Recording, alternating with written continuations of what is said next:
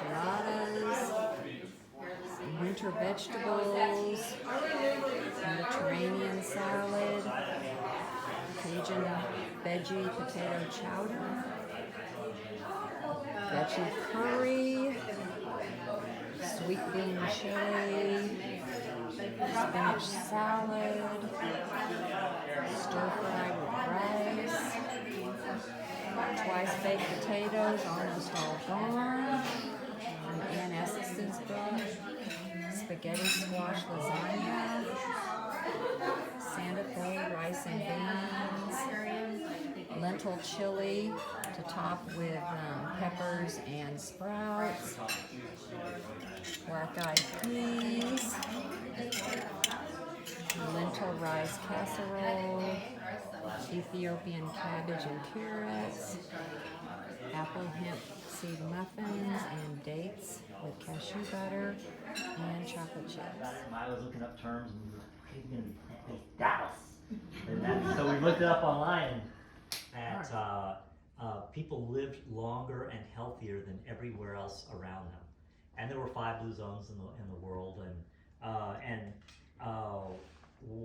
What I took away from there was Dan Buettner, the author and explorer from National Geographic, had summarized 9 specific kind of characteristics of these blue zones that he identified. That even though these places were very different all over the world, they had 9 characteristics he could identify. These were movement, and I'm not going to get into. So for brevity's sake, I'm not going to define these all and get too crazy. But movement, diet, and they would call it eating mostly a plant-based or plant slant diet. None of these places were 100% plant-based, but they were 90 to 95% plant-based. Purpose, or having a sense of meaning in life. Community, downtime, which was more about managing stress. Moderate to no alcohol consumption, avoiding tobacco, engagement, and spirituality.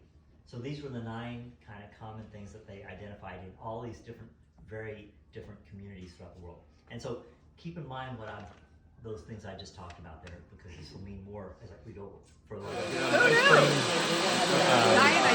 Not to mention, when you take it, you don't want to blend it if there's like less than a third of amount in there. So if you put that in the freezer and you take it out, it's only like a third, just let it melt and just eat it like Might that. as well eat it. Yeah, something. And the reason you want it to be flat is because you don't want the blade to go wonky, because supposedly that can mess something up. I've had this happen. Yeah. I learned by making the mistake. The blade can touch the inside of the container and basically strip off the inside of the plastic. So that's why you don't want to. You want to have a flat surface. And what happens is when you put it in the freezer with the lid on, a lot of times there'll be a little because of the way it freezes, it'll bubble up in the middle.